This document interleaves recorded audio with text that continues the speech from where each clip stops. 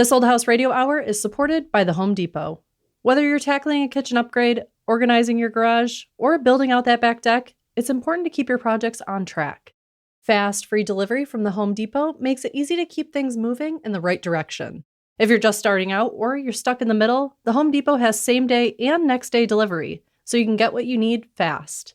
Maybe you need a tool, more materials, some extra paint and supplies, or a battery to power your way through that project. Whatever you're working on, get fast, free delivery from the Home Depot. How doers get more done. Order select in-stock items by 4 p.m., subject to availability. You've put time and care into your home projects. Don't settle for just anything on your walls. Original art is what takes a room from finished to truly complete, and Saatchi Art is where to find it. Browse thousands of affordable, one-of-a-kind artworks that make your home uniquely yours. Visit SaatchiArt.com and get 10% off your first order with code THISOLDHOUSE. That's 10% off at SaatchiArt.com. SaatchiArt.com. Cold weather can turn your house into a rodent hotel. From LAist and APM, American Public Media, it's This Old House Radio Hour. I'm Jen Largis. Rats and mice can squeeze through a hole the size of a dime to sneak inside. We'll show you where to look and how to shut them out for good. Go down in the basement. Do it during the day. You can actually see daylight and look for the little holes where they have the water line running outside. Make sure you can't see daylight. Filmmaker Ken Burns reflects on the difference between house and home and what it means to spend a lifetime anchored to one place. When I say there's nothing better than the road back home, that is not just being on that road. It's actually turning off the car and walking around and drinking in all these things. The right smart thermostat gives you control and peace of mind. We'll help you choose one that protects your home, not just decorates the wall. All of this, plus we're answering your home improvement questions at 877-864-7460. Coming up next. It's This Old House Radio Hour. I'm Jen Largis. Cold weather doesn't just freeze pipes, it pushes mice and rats straight toward your walls. And guess what? Rats and mice only need a hole the size of a dime to get inside. Pest control expert Noel Buckingham shows you exactly what to look for and how to seal it before they move in. So Noel, what are the best ways to make sure rodents don't come into your home? In theory, it would be exclusion. So basically, a mouse can fit into any hole about the size of a dime, or if you're looking straight at your pinky finger, that's about the size. So any home has openings. Really that small? That small, they can compress their bodies. In addition to exclusion, if you want to go that route, and I always tell people exclusion, hard to be 100%. But obviously, if you can close up even 80 or 90% of the available holes, it's going to improve it. But it can be done as a DIY, but any professional exterminator should be able to put out rodent stations around the outside of your home. And what is a rodent station? So picture a big plastic box. That way it's secure from children, pets getting into it, off-target animals from getting into it. But basically it's a 24/7 sentinel. As the mice are coming up around your home and around your foundation, they'll go into the station, eat the bait, and go die elsewhere. Are there any gadgets that you could maybe use to annoy them not to enter? No, if you're talking about sonic repellers and all of those things, there was something I think it was the FDA put out probably 15 or 20 years ago that said these things showed no signs of actually working. Interesting. So how do you look around your property to make sure it's not easy for rodents to find their way in the first place? You basically just walk around with your pinky finger extended and look for any hole that they could potentially get in. And it's an easy DIY project. If you want to spend the time, just go to a local hardware store, grab some caulk, some steel wool. Copper wool is an option. I think the box stores might carry the copper wool. That way it just doesn't rust over time. And it's mostly a time investment. You're actually going to just spend time looking for those little, pinky-sized holes that your finger can go into, and then you just fill it up. Anything that's going to seal the holes up so that a rodent doesn't even think about entering. It's basically the thought process. What's the function of the steel wool specifically? If a mouse would decide to start chewing into the hole you just caulked, the steel wool will prevent them from chewing, because obviously they're going to start chewing through steel wool, which they would then ingest, and then it goes into their body, which they're not going to be inclined to do. by putting these exterior rodent stations out, that every year we probably get a handful of people call in and go, hey, we've got these black thingies around the outside of the house. We haven't seen mice in years, and all of a sudden we're seeing mice. What is going on? And when I look them up in the computer, it's like, well, we haven't been to your home in 3 years. They're probably empty. So if they're not being properly maintained and baited by, I mean, even a homeowner can do it, but if they're not being baited and maintained, they're just a piece of plastic sitting around the outside of your house. But that is how well the exterior rodent stations do work at a home or a commercial property. So, okay, my worst nightmare. How can you tell if a rodent has actually gotten into your home? How do I phrase this on a radio program? They're going to leave presents laying around is the obvious. How diplomatic of you. Yeah, trying to figure out the right way to phrase that. But yeah, the goal of the professional would be long-term. I can keep them out of your house year-round with 99% certainty. On the inside, if you do notice that you have a pest or if you're worried about having a pest problem, is there best practices for where to place deterrents or traps? Yeah, so if you know what they're feeding on and where they're at in the house, put your glue boards there, put your bait there. You still have the old-fashioned snap traps. They obviously make better ones nowadays. They have plastic trap, which it's a little bit easier to set, little bit safer. Obviously, you don't want a kid or a pet getting their hand or their paw into it because it'll hurt. But something else you could do inside the whole exclusion thing, if you have a basement, go down in the basement. Do it during the day. You can actually see daylight and look for the little holes where they have the water line running outside. Make sure you can't see daylight because you can actually do the exclusion from the inside as well. But yeah, look for daylight and seal up anything that you're seeing daylight down in the basement. As you're probably getting from this, exclusion is a big one. And then once they're in the house, it's just doing your best to put up bait and glue boards in the areas you're seeing them and hoping you're catching them. When do you recommend it's time to call a professional? If this is something that happens every year or just seems to be totally recurring, I would definitely talk to a professional about the exteriors. I can't stress enough. The more you work on the outside of the house, you're going to prevent 99%, whether it's the exclusion only or the rodent stations only or both. You know, it's really, even if for our customers, even if we say, hey, we can do the exclusion, we're still going to recommend putting the bait stations out as the second line of defense. And is the fall going into winter really the busiest time, or is this just a year-round problem? It can happen year-round, but obviously the colder it gets, everything ticks up, rodent-wise, wildlife-wise. Within the last week or two, we're finally getting cold weather, and phone calls are already ticking up for rodents and wildlife.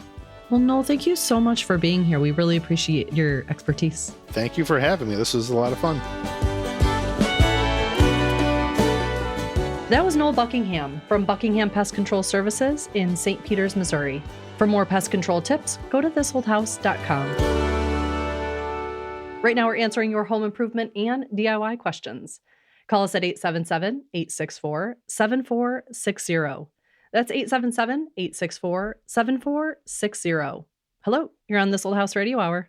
Hi, this is Elisa calling from Lexington, Massachusetts. Hi, Elisa. What's your question today? I have mold problem in the basement. Oh, no. It's all over the cement wall in my house. Okay, well, to help answer your question, we have Zach Dettmore, a general contractor for the show, here to help. Zach, I know you're going to have a bunch of follow-up questions here. I'm sorry to hear about this, Elisa.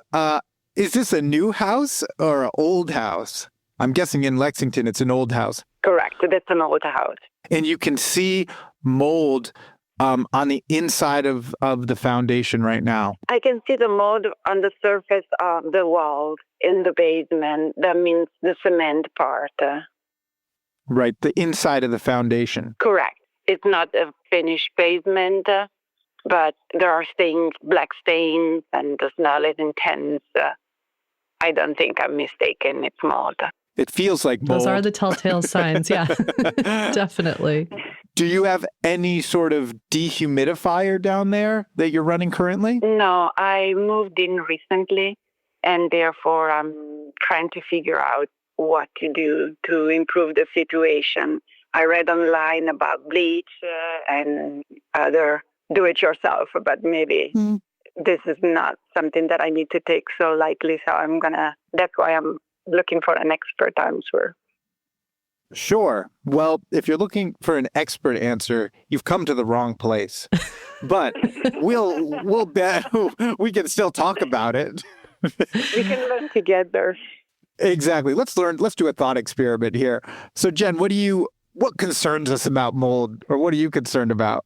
So I think one of the main things to think about when you see mold is really if you're seeing more than a 12-inch by 12-inch square area, that's usually the sign that it's time to call in a professional. So if you're really seeing this across a wide surface, especially with the smell, this is typically a problem that even as safe as you could be, wearing gloves, wearing a protective mask, eye protection, you're still going to be releasing spores into the air as you're trying to clean this. And so that's when we typically recommend that you reach out to a professional who can come in, assess the situation, and sort of let you know what are the best next steps to make sure that you're doing it safely and not sort of releasing the spores more so into the air than they already are. In addition, I think that especially with mold, that person is going to help you get to the root cause, which I'm sure Zach has some ideas of what might be causing it if it is a cinder block wall in an older home foundation. Right, Zach? Absolutely. I think there's sort of two professionals that I think of. One, if you were in New Jersey, which unfortunately you're not, I would have you call my buddy Otto at Jigsaw and he would come over and take care of it. But Jigsaw can't help you in Lexington. But basically, anyone who deals with, typically it's called restoration contractors. So they deal with fire, mold, flood, and they have equipment that dries out and the expertise to not only treat the mold, but also sort of trace what's causing it, because in a basement, it probably just comes down to rainwater pushing through your foundation, creating a humid situation in your basement where is ideal to grow mold. I would start with a remediation contractor such as that and get a couple opinions, perhaps, if you don't feel comfortable with the first person you meet with. And maybe in the meantime, it may not be a bad idea to just purchase a dehumidifier for that basement and just start drying out that space immediately, because it's the moist condition that's really causing this mold to grow. And I will share this anecdote with you that happened to me a couple years ago with one of my know-it-all coworkers, Kalen, he's one of those men who, he just has the most ridiculous knowledge. So we ripped open the shower wall and it was full of mold. And I said, I'm going to get some bleach and spray it all over this. And he goes, well, actually, Zach, mold breeds off of water and bleach is mostly water. So you're actually going to feed it rather than kill it if you use bleach. So, I would consider actually using soap and water detergent or even vinegar or hydrogen peroxide would be more effective than bleach, Zach. And I thought, why am I this old and no one told me that? So first step, start drying out the basement. Second step, call that mold remediation or restoration contractor. And based on what they say, you may want to get in touch with a general contractor like myself to see, do you need to look at your gutters?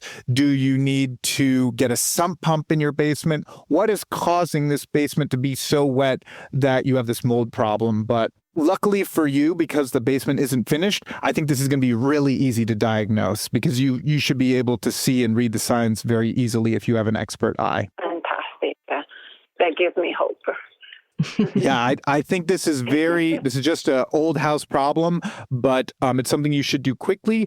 Typically, the harmful symptoms of living with mold for most people subside when the mold is removed. So get it taken care of quickly, and I think your quality of life will be much better. Fantastic. I need to breathe. Open ears during the winter time in New England is not a good idea. Yeah, or else you'll be outside living in the garage this winter.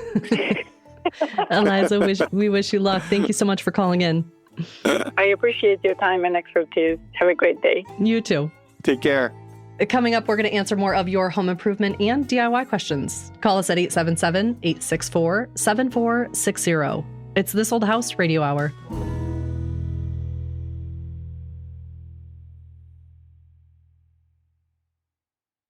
This Old House Radio Hour is supported by the Home Depot.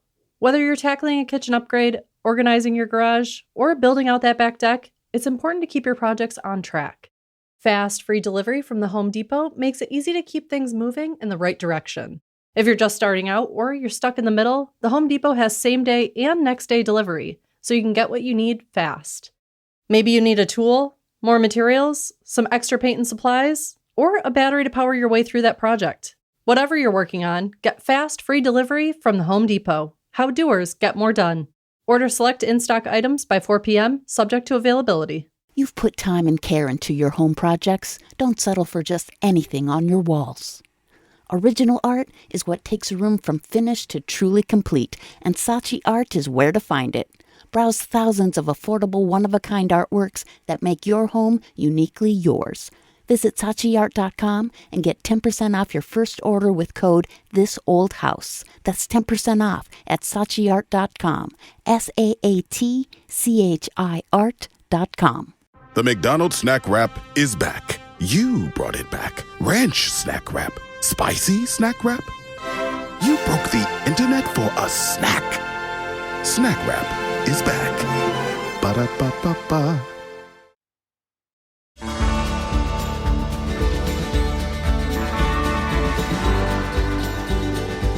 It's This Old House Radio Hour. I'm Jen Largis.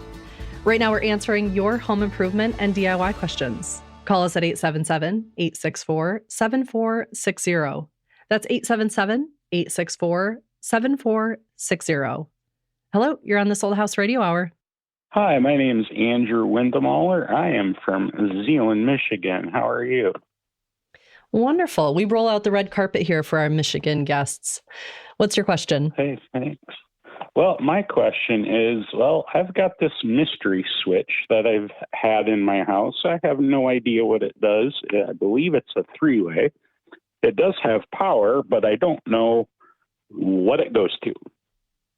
Absolutely. Well, we have Zach Dettmore, a general contractor for This Old House, and Heath Eastman, an electrician for the show, both here to help. Zach, do you have a switch in your house? You have no idea what it does? I don't, but I'm excited to answer this question like with complete confidence. And then let's have Heath answer it and see how close I got. Ooh, yes. Okay. All right, here we go. So what I think you should do, because I assumed you did the normal thing, which would be to check receptacles and plug lights in them and see if they turn on and off. Yep. Did you do that? Both top and bottom of the duplex? Yep. Mm-hmm. All right.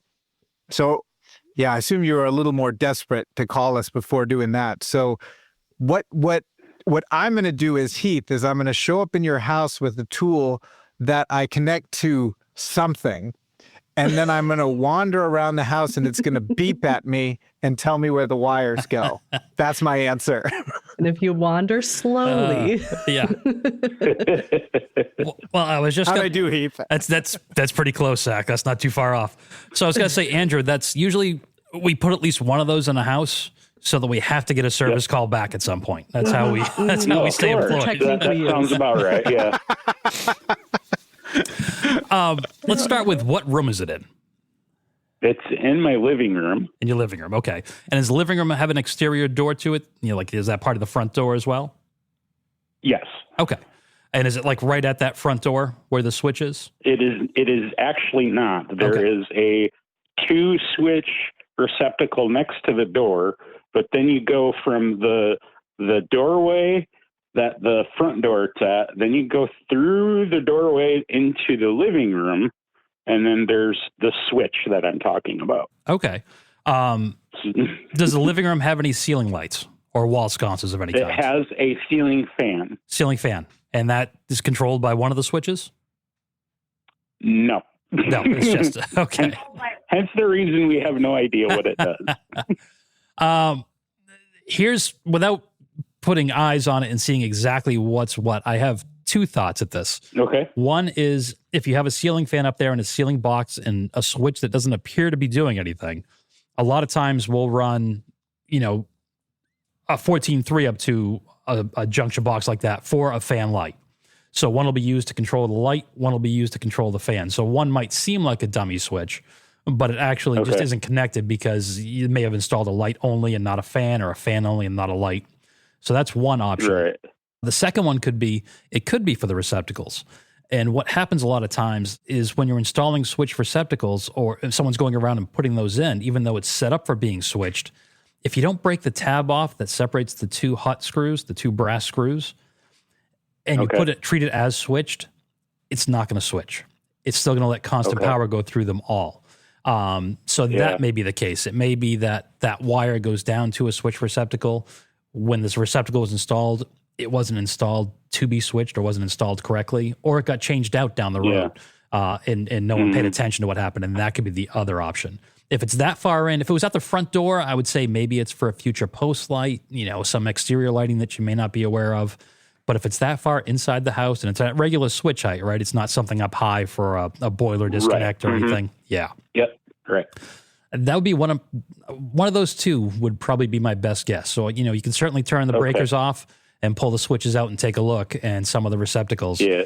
But my guess would be something up either behind the fan, or something, maybe a receptacle just didn't get broken properly. Oh, sure. Yep. And we really don't install switches just to get a call back, I promise. Don't do anything. I'm sure you don't. So, Zach, that's basically what you said, right? I mean, it's pretty close. There's in a nicer way. Minor differences there, but, I would say, do you need an electrician, really? Probably not. I would say, your average plumber could sort this out. Honestly. It's nothing that duct tape and a power strip can't fix, right? Yeah.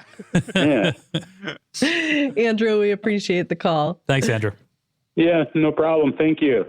Call us at 877-864-7460.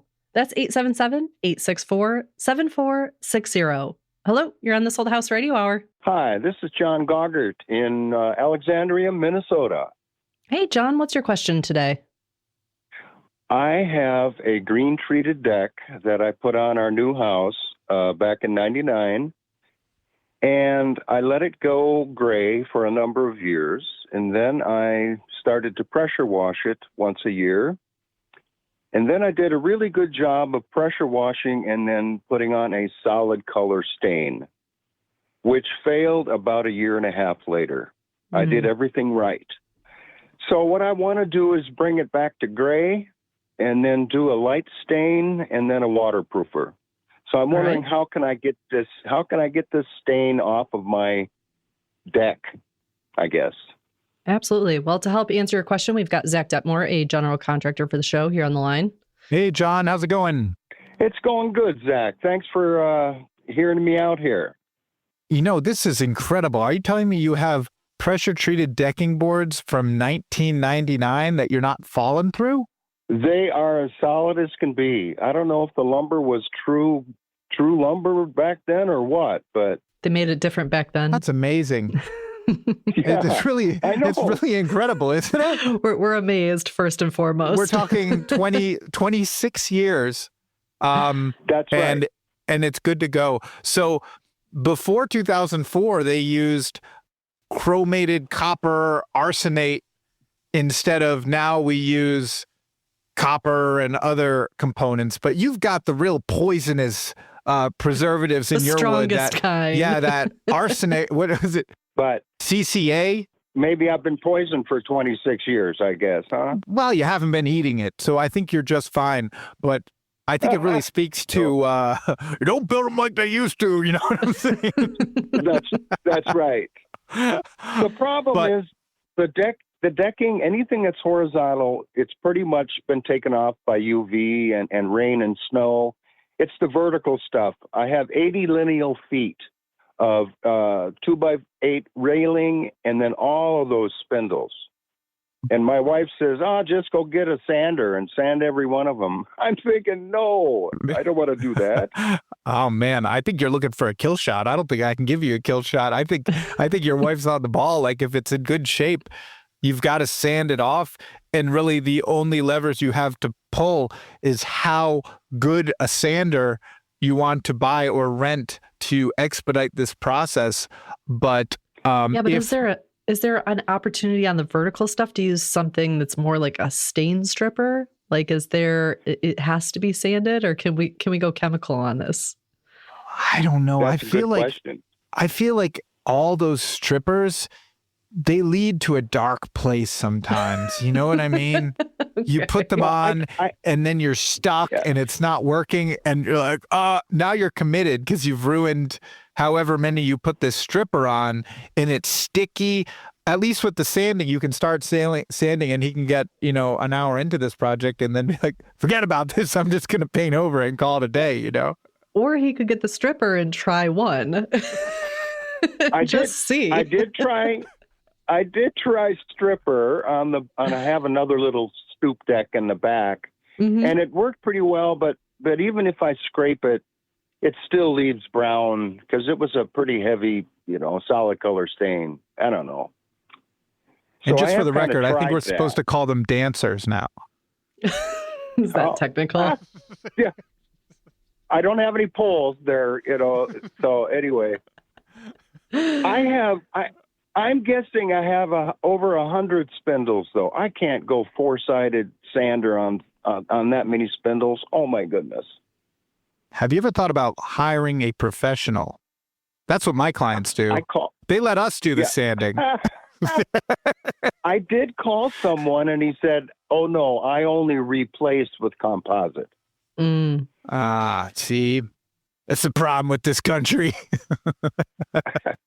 Why not just silver the decking, get the decking looking good, and leave the railing system painted? Pick a nice color scheme. Job done. Yeah, I'm maybe that's the truth, but I tried a really good solid color stain, and I just was not happy with it, and I have this mess now. Maybe I'll do that. The decking is pretty much gone to gray again.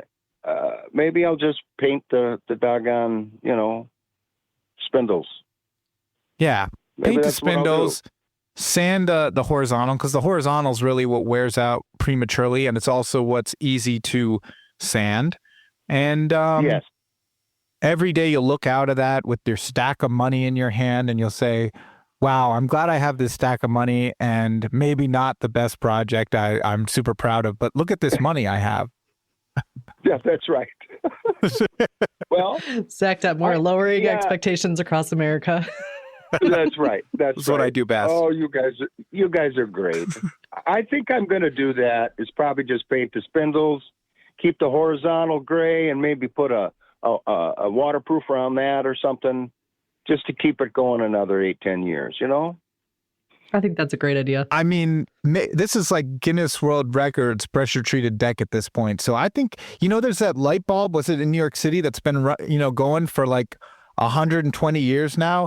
This could be that pressure-treated deck. You need to be a good steward of this pressure-treated deck. Yes. That's right. John's deck is still going after all these years. These years. He sanded it 400 times. Right. and it's still going. And it's still going. That's right. Well, you be a good steward of this deck. We appreciate you calling. Well, thank you so much for taking my call. You guys are great. Take care. Call us now, 877-864-7460. That's 877-864-7460. Hello, you're on This Old House Radio Hour. Hi, Jen. It's Nancy Lewis calling from Redondo Beach, California. Hi, Nancy. What's your question?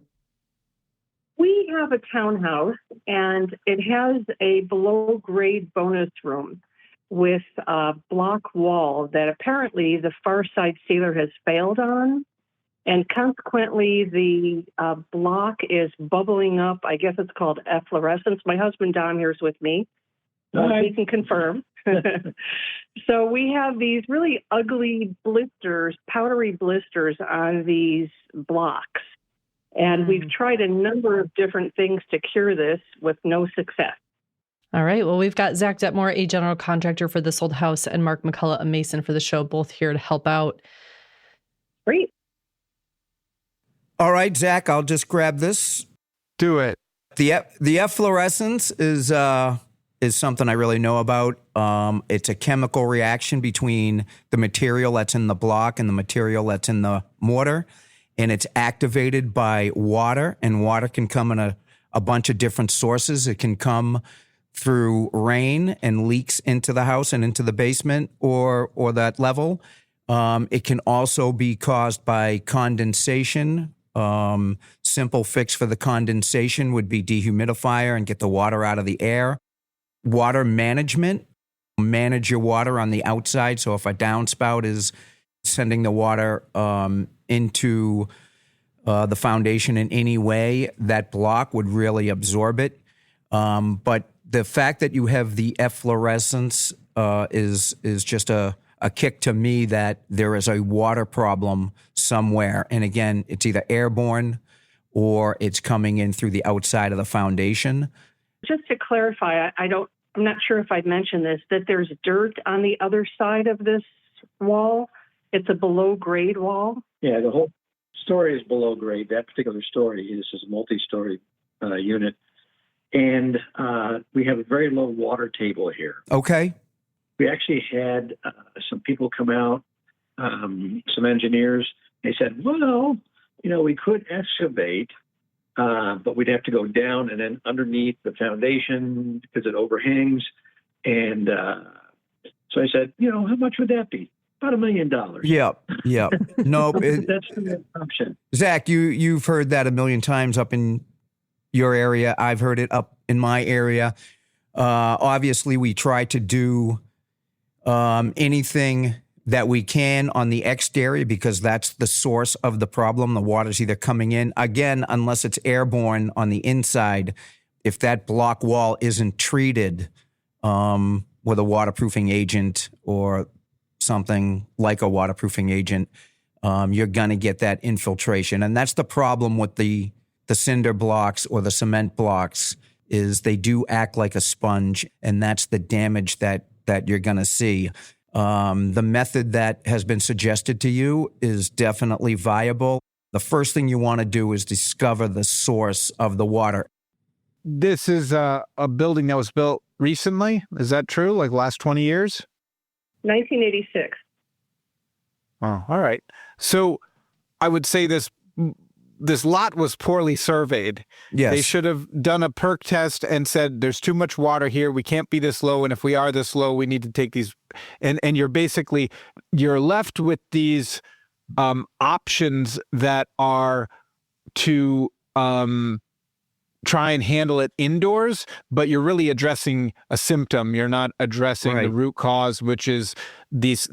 There should be some sort of drainage plane on the outside of your foundation, which is essentially like a way that anytime water touches your foundation, it goes down and out into a pipe and is whisked away. That's the solution I think needs to happen. And it's also $1 million, like you said. Yeah. So,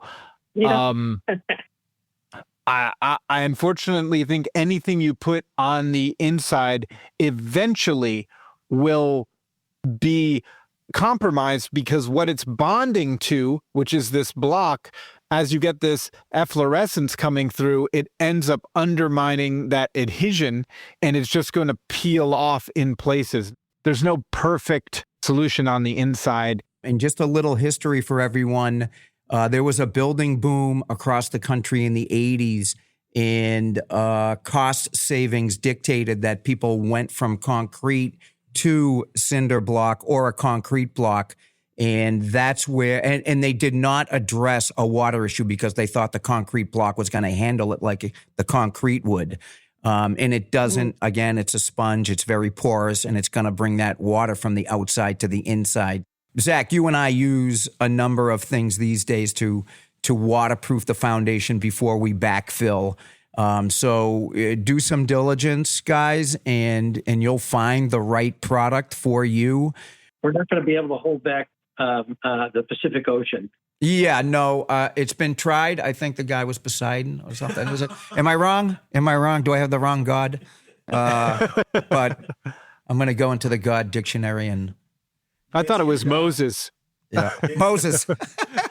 Zach. Thank you very much. Appreciate it. Okay. Good luck. Bye. Take care. Just so everybody knows, I was going with Moses, too. You were going to set up Moses.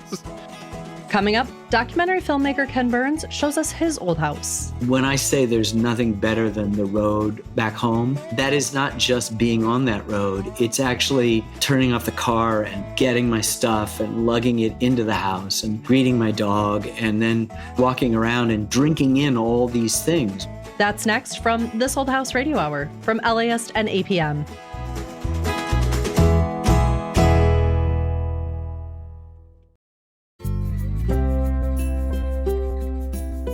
It's This Old House Radio Hour. I'm Jen Largis. Coming up, everything you need to know about smart thermostats, but didn't think to ask. But first, we go to Walpole, New Hampshire. Ken Burns has slept in the same bedroom for more than 45 years. Not because he couldn't leave, but because the house gave him the freedom to become who he is. You know, we have a word, as most languages do, for house. And then the English language is blessed with the word home. And the word home carries with it so much more intensive emotional meaning than just saying house. Hi, this is Ken Burns. I'm a documentary filmmaker. I live in Walpole, New Hampshire, and this is my old house. I live in an 1830 center chimney cape in southwestern New Hampshire, where I've lived for 45 and a half years. I've slept in the same bedroom for 45 and a half years. It's been the place in my bedroom where my two oldest daughters were actually physically and intentionally born. And it's one of the few places, and I spend a lot of my time on the road. I spend a lot of my time seeing and understanding deeply the physical aspect of my country. And I love being on a road I've never been on. But the answer to the question is, what's your favorite road? It's always the one that comes back home. It's been the center of my work since I moved here in August of 1979. I feel so privileged to have this anchor in my life. I was living in New York with my soon-to-be wife, and the landlord was raising the rent from, please sit down, $275 a month to $325 a month, which we could not afford. I just had been working on my first film that would be broadcast on PBS called Brooklyn Bridge, and I'd shot most of it, and I just worried that if I got a real job, I would just put the footage away and set it aside and suddenly snap away and I'd be 45 and not have done it. So we went up to this area. We had a lot of friends in this area in southeastern Vermont and southwestern New Hampshire, and looked for a place. It was apparent that this place was around, and Amy, my first wife, Amy Steckler, went up there and just walked through the door and delighted the person who owned it by saying, "We'll take it." And so the rent was $275, and it probably had more closet space than our entire apartment in New York. So we moved in a few weeks later, and it's been the center of producing. The little cabin there was a place where we edited or finished that film, Brooklyn Bridge. And it got nominated for an Academy Award. So everyone said, "Now you're coming back to New York." And I said, "No, I'm staying here." After my first daughter was born, I went to the guy who owned the house. I said, "I've got to own it." It was all serendipity. I feel so blessed and so lucky. When I was 6 years old, I had the idea that you could live in a barn. The stalls would become bedrooms or living rooms or dining rooms, and that you'd have a center thing. And I remember trying to draw with crayons this thing and frustrated that I had no sense of perspective, so I couldn't draw stairways. And when my dad passed away in 2001, I found this drawing. And it reignited this dream of a barn. And I had in it a catwalk that connected the two lofts across the big room. And then we had a couple of bedrooms and an open loft bedroom, and then a kitchen and a dining room. I did it. I've now built, and I'm talking to you from a big timber frame barn that is built on the ground and the upper loft where I am to look like it's 150 years old. Posts and beams and different stains on the walls and different stains on the floors. And the greatest compliment is after it had been sheathed in, a carpenter came by and said, "How many barns did you salvage?" And I said, "None." It was July. All of this wood was cut in April, which stunned them. And we rejected straight edges. which is they'd never heard of before, because in the 19th century, you didn't care if it came back with lots of wane. You can't find 6 inches on any post or any beam that has a straight edge. Anything more than 6 inches, the wane has already come in, and it just had that feeling. And it's the builder, Ted Benson, who's a very well-known timber frame guy, a good friend of mine for 40 years. And I were standing in the upstairs, and he said, "This is the moment when a barn is like a cathedral." And I said, let's keep it that way. So we started subtracting some of the finishing stuff we were going to do to keep it in that way in which there's a silence to it. There is, as he called, the common, the places where we all are, and the cave. I couldn't have done it without his great architect, Bill Holtz. We would improvise as we went along. Form follows function. But in this case, we were able to edit, which is what I do for a living. Building a house is additive, but it's also subtractive. So you take away scaffolding and false work that holds things together. And in some ways, what I do for a living, we might get 40 times the material and then sort of distill it down like maple syrup, down from the 40 gallons to 1 gallon.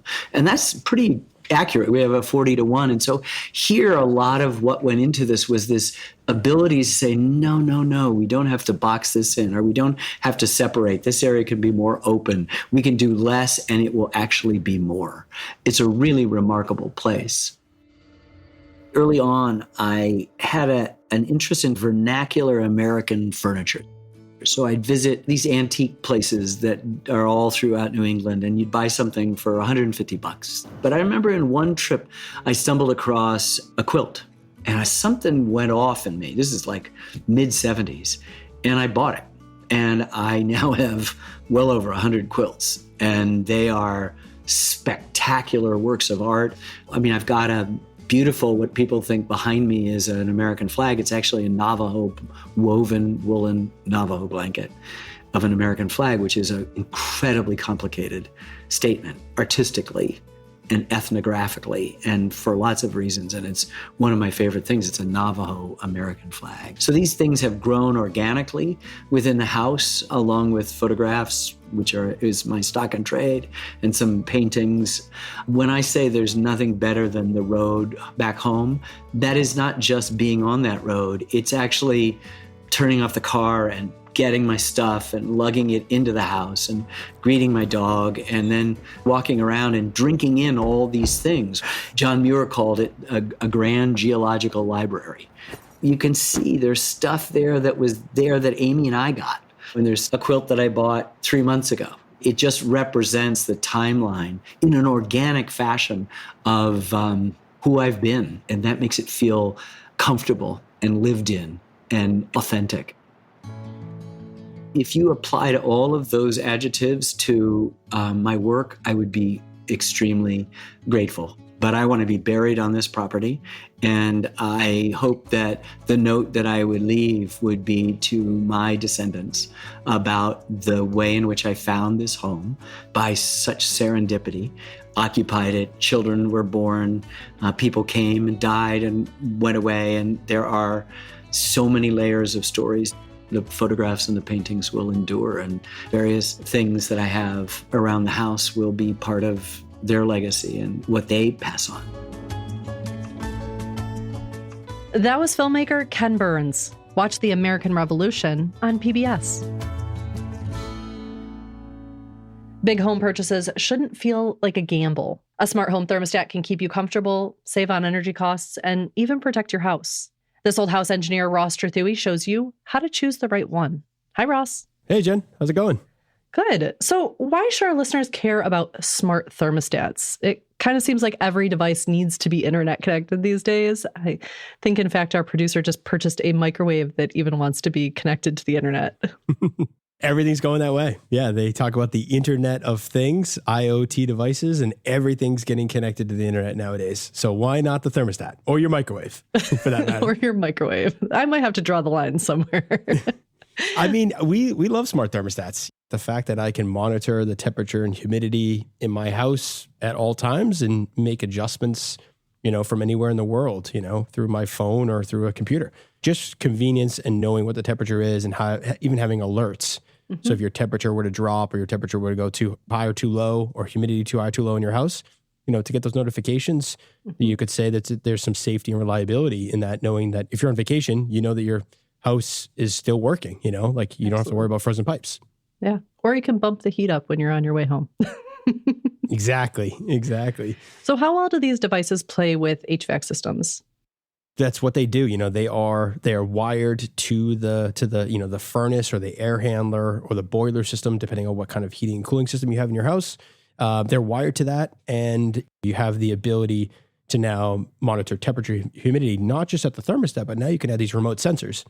So you can add wireless sensors around your house to get a better understanding of the average temperature across your home and have a kind of a better overall kind of aspect of, how the temperature and humidity is migrating throughout the house. So you can see a cold room versus a warm room, a hot, humid room versus a cold, dry room. Those kind of things can become very apparent with those types of sensors. How do you know if your smart system is compatible with your HVAC system when you're thinking about purchasing one? All right. So if you have a traditional system, what we say conventional wired heating and cooling system, that's typically a 5-wire system. And they do a function of things. First one is a cooling call. So the cooling call is denoted typically by the yellow wire, which is what we call a Y call. Got it. You also have a heating call, which is the W wire, which is white. You also have a fan call. If it's a furnace or an air handler, you have to turn on the fan. That's the G call, and that's the green wire. Then you have the red wire, which is the hot. That's the 24-volt hot terminal. And then you have the blue wire, which is the common or the C wire. And so that's your 5-wire conventional system. So if you have a very old house, let's say 1920s, it's not going to have 5 wires running to the thermostat. It was a mercury bulb thermostat. It was a different style thermostat. Of course, it didn't need the power. But in any modern system, let's say built in the last 20 years, it's going to have generally going to have 5 wires running to it. And with those types of systems, they pair up very nicely with smart thermostats. If I recall correctly from installing one of these myself, they do label them pretty easily so that you can, DIYers, homeowners can install these safely. That's right. It starts off with just turning off the air handler, the furnace system, like turning off the power, right? So that's usually at your circuit breaker, turn it off, verify the power's off, and then you can actually interface with the wires. And usually they follow the conventional wiring code that we just described. So it should be that easy of a swap. Like I said, though, if you pull off the old thermostat and you only see 2 wires or 3 wires, then that means you have a very old thermostat, and which means you might not have the conventional wiring like we talked about. So what are some things that a smart thermostat can do that people might not know at face value? A lot of things. We talked about that convenience stuff, but energy savings right off the get-go. DOE did a study that showed that smart thermostats save anywhere from 5% to 30% on energy costs, depending on how they're scheduled and how they're used. And you can save a lot of money because you're not heating or cooling your house when you're not there. I mean, the thermostat when I was a kid, like if we touched it, we were in so much trouble. We were never allowed to change the temperature. I think that's probably a generational thing. But knowing that it can auto adjust depending on where you are, how long you're out of the home is pretty interesting. It's very cool. Yeah. I remember there's a great photo of an old thermostat on the wall, and there's a Post-it note right in front of it. And it says, do not trust the thermostat until you, and it says like, number 1, put a sweatshirt on. Number 2, put a blanket on. Number 3, put on gloves. Like it literally adjust went through this yourself. Whole thing. Yeah, exactly. And it's like number 8 was, don't complain to dad. Don't touch the thermostat. Something like that. This was my house, so 100%. That's right. So are there any other features that maybe people wouldn't know right off the bat that a smart thermostat can do? Yeah. So, I mean, there's a lot of things they can do. Insights and data analytics. That's where I love, these thermostats, because let's just say that the homeowner says it's not doing something that it should be doing. Mm-hmm. The data doesn't lie. And I can log into a lot of these thermostats, even from my computer at the office, and I can see real-time data and trending of the temperature, humidity. I could compare that to outdoor temperature. So I can see, and spot issues or things that don't look right, And so that the data is really, really important for me. Indoor air quality, a bunch of them are starting to track indoor air quality. So they're tracking CO2, VOCs, particulate matter, those kind of things. So now I can get a sense of not just temperature and humidity in the house. I can get some of these other IAQ data points, which is really, really great. And then I can control those other devices, humidifiers, dehumidifiers, ERVs, ventilation systems, et cetera, so that I can start to get into more of the HVAC, right? Not just heating and cooling, but also ventilation and the actual conditioning of that air. So yeah, there's a lot of things that they do when they're properly applied, properly installed, they work great, and they provide convenience, safety, reliability, and some of the extra stuff I mentioned. And so what are some features that you should consider if you want to, let's say, future-proof your smart thermostat? Yeah. So, I mean, if you're new construction or you're doing a major kind of like gut renovation, what we always recommend is running an 18-8 wire to each thermostat location. So what that means is that it's 8 wires bundled together in a jacket that are 18 gauge. 18 gauge means it's the thickness of the wire. Mm-hmm. So if you only need heating and cooling, then you only need the 5 wires like we talked about. Yep. But if you want to add an accessory, let's say you want to add in a humidifier, or you want to add in a dehumidifier, or you want to add in a ERV or a ventilation system, then you need those extra wires. So 18-8 means that you have 3 additional wires that you can run for a future device. And it sounds like maybe when purchasing these, there's sometimes available rebates. Is that true? Yeah. So definitely before you purchase a smart thermostat, a couple things. One, double check with your local utility company and your local state departments, because a lot of them offer rebates. So sometimes the local utility, sometimes like here in Massachusetts, they have rebates through the CEC. Some states have these rebates, and some of these utility companies have their rebates. So those are great. And there's also one other thing to keep in mind. A lot of these utility companies are offering demand response. So this is a little bit scary, but a little bit cool at the same time. But the idea is that the utility can take control of your thermostat and adjust the temperature when you get into peak grid events. In return, they give you a financial benefit for that. They give you some money back. It's a credit that they issue back to you as far as being part of that program. So I've seen a thermostat that was set for 74 degrees and cooling, and then literally you look at it and it changed from 74 to 76 degrees with no interaction, nobody touching it. And that was all provided by the demand response from the utility company. And so it basically lowered the cooling set point, but it's because the grid was getting overtaxed and they didn't want to fire up another coal power plant. So that's the benefit from a kind of a macro level, is that you're saving, the environment by adjusting your cooling, set point, and they give you a financial benefit for that. So some people opt in. It's an opt-in. It's volunteer based. But some people opt into it. Some people prefer not to opt into it. But it's something that I should mention as something that we're starting to see based on these time of use rates that are rolling out across the country. Interesting. Very interesting. Well, thank you, Ross. We appreciate this information. I think, for anybody interested in either upgrading or for the first time installing a smart thermostat, there's a lot to consider. There is. Yep. We got a bunch of videos on it too. Check it out. Need help on your next purchase? Leave us a voicemail on our hotline, 877-864-7460. That's 877-864-7460. And we'll teach you how to buy.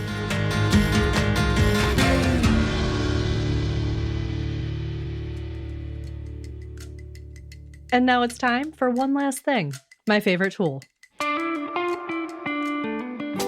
Hey Jen, it's Zach Dettmore, general contractor for the show, and here's my favorite tool. It's called a bit extension. So if you've ever used a drill or an impact driver, sometimes you'll be working in tight areas where you just can't get the tool in. What this does is it basically, one end goes into your drill or impact driver, and the other end has sort of a opening that will grab a bit similar to the one on an impact driver. And you can get these as small as 3 inches and as long as 24 inches. But I find a 12-inch one is the perfect size. Sometimes you need to drill a hole behind something and you can't get the drill into the corner, doesn't fit. So buying a bit extension and keeping it with your drill and impact driver, I believe, is a super good investment. And I think it's like a sub $20 tool. It's a lifesaver.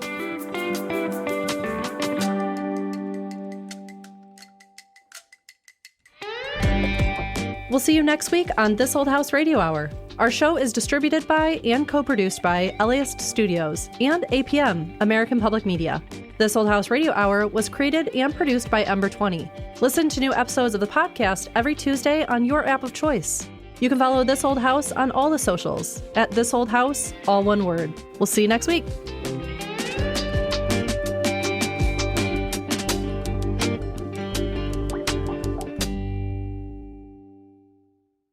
The McDonald's Snack Wrap is back. You brought it back. Ranch Snack Wrap. Spicy Snack Wrap. You broke the internet for a snack.